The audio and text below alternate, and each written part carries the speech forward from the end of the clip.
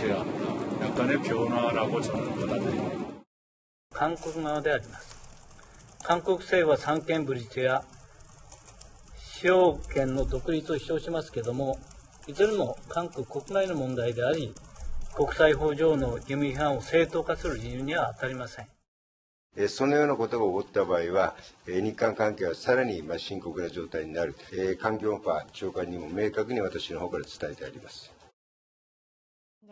시계를 잠시 지난달로 돌려봤는데요. 방금 들으셨듯이 이낙연 총리가 아베 총리를 만나서 이 문 대통령의 친서를 전달했지만 강제징용 문제와 관련해선 일본 측의 분위기는 참 냉담했습니다. 일단 이번 지소미아 연장 결정으로 시간을 벌기는 했지만요. 이 문제를 과연 어떻게 풀 것이냐가 관건일 것 같거든요. 이인배 원장님이 보실 때 어떻게 보십니까? 핵심은 강제징용 해법이 아닌가 이런 생각이 듭니다. 일단 이걸 또 다시 한번 정리를 해보게 되면 첫 번째 이제 지난해 이제 대법원 강제징용 판결이 있었지 않습니까? 네. 그것이 쌓이고 이것 때문에 일본이 반발을 했었고 이 반발에 대해서 일본이 어떻게 나냐면 무역 규제 가지고 이제 한 척을 올려버렸습니다. 예. 근데 그 무역 규제에 대한 반발을 우리가 또 다시 한번 또 하게 됐는데 그것을 직소미아를 안보 문제까지 했습니다. 그러니까 예. 역사 문제가 경제 문제로 경제 문제가 안보 문제까지 세 층이 쌓여 있는 상황이었다가 일단은 좀 다행스럽게도 지소미아 문제를 종료 연장을 하는 바람에 네. 안보 문제에 대해서 조금 이제 이 판은 엷어졌습니다. 그렇다 그러면 이제 남아있는 부분이 경제 문제, 무역 규제 문제와 대법원 판결 문제, 일본이 요구하는 대법원 판결 문제와 네. 무역 규제 문제가 이렇게 연결되어 있는 부분입니다. 이 부분에 대해서는 일단 이제 대통령께서 어떤 식으로 이제 풀어야 되는 부분은 이낙연 총리가 가서 정상회담까지 제의했었는데 아직 특별한 이야기는 없었던 상황이었지 않습니까? 그렇죠. 지난달만 해도 뭐 네. 냉랭했잖아요. 네, 그러다가 이제 뭐 속보로 이제는 그런 움직임이 일본도 나오고 있습니다만 이 문제는 대통령께서 풀어야 할 문제가 돼버린 거죠. 그래서 이제 그거에 대해서 차근차근 한 가지 풀어내야 이제 시점이 되었다. 시간을 일단은 조금 벌었으니까 그걸 가지고 조금씩 풀어내서 되돌려야 될 그런 시점이 아닌가라는 생각을 해보게 됩니다. 네, 지금 나고야에서는 그 G20 외교장관 회의가 열리고 있거든요. 강경화 장관이 어제 부랴부랴 비행기를 타고 이제 나고야로 떠났는데요. 오늘 오후 3시 이후에는 모태기 외무상과의 양자 회담이 예정이 돼 있습니다. 원장님, 아무래도 그 한일 정상회담 논의가 여기서 좀 이루어질 수 있을까요? 네, 원래 뭐 안 갈 그 계획이 없었다가 강 장관이 이제 갑자기 가게 되면서 외무장관 회담도 열리게 됐는데 익히 알려진 바처럼 외무장관 하는 이유가 그 한일 간의 정상회담 네.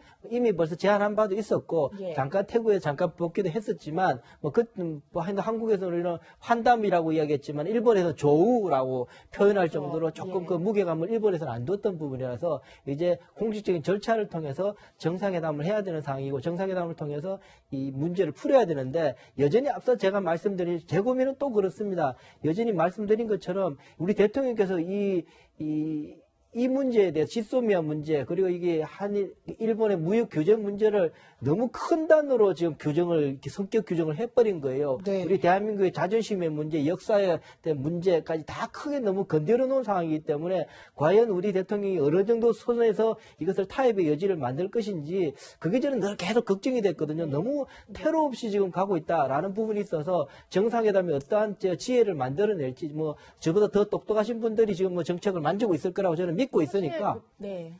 뭐 새로운 해법이 만들어져야 되지 않겠는가라는 생각이 듭니다.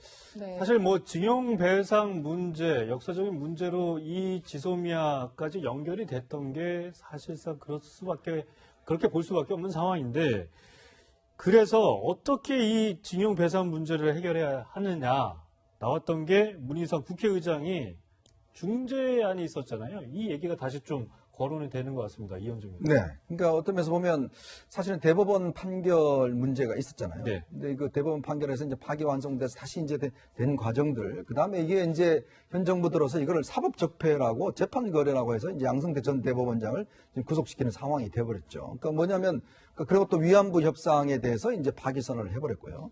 그러다 보니까 이 문제가 처음부터 상당히 꼬여버린 겁니다. 결국 이 문제는 결국은 1965년 한일협정을 우리 정부가 어떻게 바라볼 것이냐에 대해서 일본이 지금 계속 요구를 하고 있는 거 아니겠습니까? 자, 그 정신 틀내에서 풀 것이냐 아니면 이걸 자체를 아닐 것이냐는 요구를 하고 있는 상황입니다.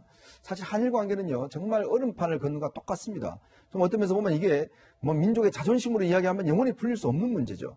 그리고 또 그렇지만 또 현실적으로는 일본과 풀어야 될 문제이기 때문에 저는 문희상 의장이 제시한 부분은 상당히 저는 무게가 있다고 봅니다. 1+1+ 알파, 즉 네. 한국과 기업과 일본 기업이 1과 1을 내고 그다음에 네. 이제 시민 모금을 통해서 알파라는 걸 통해서 어떤 지불하자. 그런데 현재로서는 우리 쪽에 이제 피해자들은 이런 걸 받아들일 수 없다라고 이야기를 하고 있고 예. 일본도 그렇죠. 공식적으로는 이걸 받을 수 없다고 이야기를 하고 있지만 보도는 하고 있더라고요. 그렇죠. 일본에서는 또 이제 한일 오해연맹 회장 같은 경우는 이거를 직접 이제 아베 총리한테 보고를 했고 네. 아베 총리도 이에 대해서 크게 어떤 뭐 문제는 없었다고 이야기하지 예. 않습니까?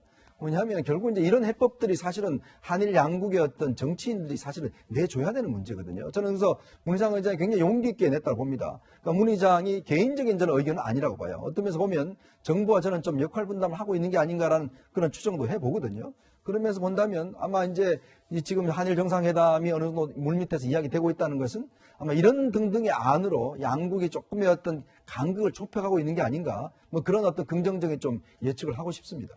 네, 박정희 교수님. 사실 이게 여권 내에서 이런 1+1 안이 좀 얘기가 되다가 다시 이제 이번에 지소미아 종료가 연기가 되면서 다시 부각될 것 같은데. 네네. 근데 어쨌든 강제징용 피해자분들이 네네네.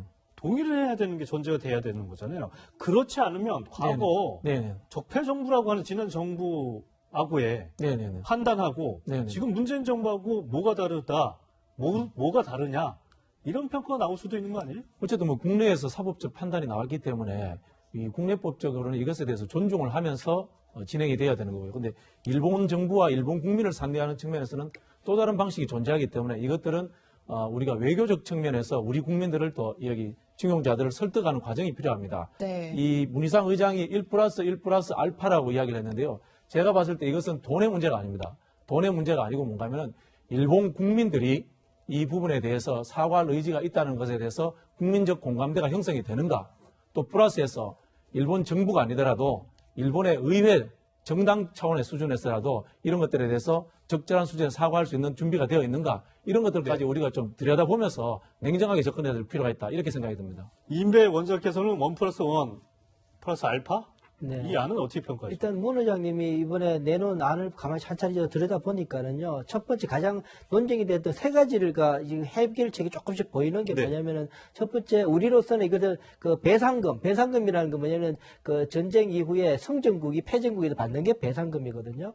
불행스럽게도 샌프란시스코 조약 이후에 우리는 성전국의 반열에 들지를 못했죠. 그냥 일본에 같이 부속돼 있다가 해방되는 나라였기 때문에 그 배상금을 받을 수 있는 지위가 있지 않았어요. 그런 상황인데 그 일본에는 그렇기 때문에 위로금으로 준다고 그랬던 건데 우리로서는 위로금이 아니라 배상금을 달라는 이거였는데 거기에 대해서 위로금이지만 우리는 그걸 배상금으로 우회해서 할 수 있다라고 이제 문 의장이 이야기해서 일본의 입장을 조금 들어주면서 우회하는 부분이 하나 있었다. 두 번째는 시한을 설정해서 일괄 타결하자라고 이야기를 하고 있습니다. 그 부분은 일본도 계속 자꾸 반복되는 것에 대해서 시비를 걸고 있고 한국과 일본 간 국가 간의 약속을 지켜라고 이야기했던 부분이기 때문에 좀 일본에게도 좀 설득력이 있는 거다라는 생각이 들고요. 네. 세 번째가 부분이 앞서 말씀드린 것처럼 1+1+1+ 알파인데 플러스 알파에는 두 가지가 포함되어 있죠. 국민 모금이라는 게 포함되어 있고 우리가 화해재단을 통해서 포했던 정부의 재정으로 있던 60억도 포함되어 있다.